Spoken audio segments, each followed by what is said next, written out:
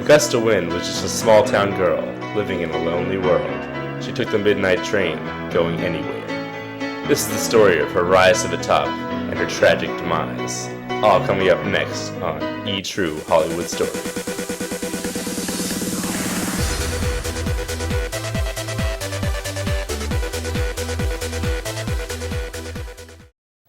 Nikki grew up on a farm in Iowa. She led the good life, but she yearned for something more. Well, you know, me and her, we lived on the farms next to each other.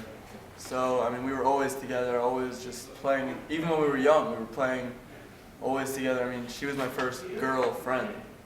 So, I mean, we were really, really close. But Bovice's love did not suffice. At age 14, Nikki ran away from home and traveled to New York City, where she hoped to pursue her passion for folk singing. She got her first gig at an open mic at the infamous punk rock club, CBGB.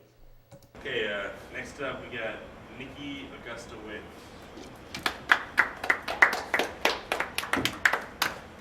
I first met Nikki at that old folk parlor where we used to sit around and smoke reefer and listen to folk music.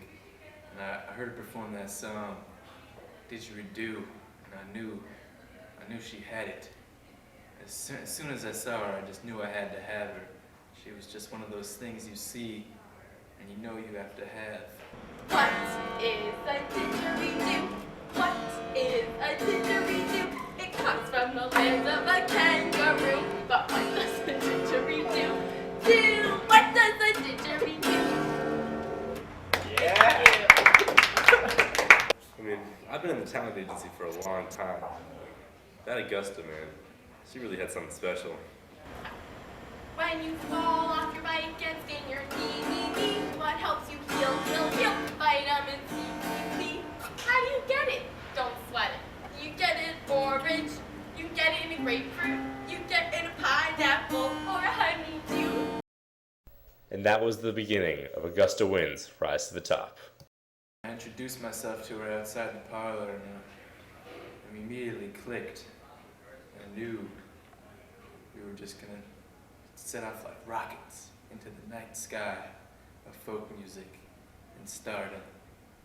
And that's exactly what happened. Augusta signed with Mr. Denbridge, and within weeks, her hit song Didgeridoo was at the top of the charts. But the celebrity lifestyle proved to be too much for Augusta, and the pressure caused her to turn to more illicit forms of release. I knew her when she first came to the city, I helped her get acquainted. And is that a euphemism for something? It's a euphemism for I helped her get acquainted. Like, once she hit the top, she was hanging out with that Chongo Buns, man. I couldn't get through to her. I think if I had to describe myself in one word, I would call myself nature-firingly electrosonic-aturing. So, once we hit it big, me and Nikki spent many a night on the town, just living a life of pure excess. Drugs, alcohol, animals, women, men.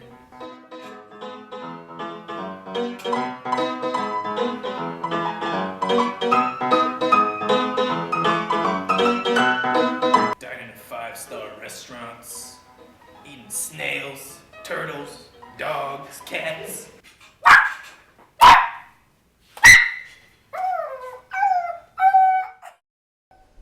Augusta had officially hit rock bottom. 2 weeks after the Grammy incident, Augusta's friends checked her into a rehab clinic, where she would stay for the next year and a half. After her stint in rehab, Augusta returned home to Iowa. Today she lives an isolated life that gives her the balance and serenity she needs. Good job, Augusta. We're all proud of you. Though I tried, but I guess that's why they say every rose has its thorn. Just like every night has its dawn. Just like every cowboy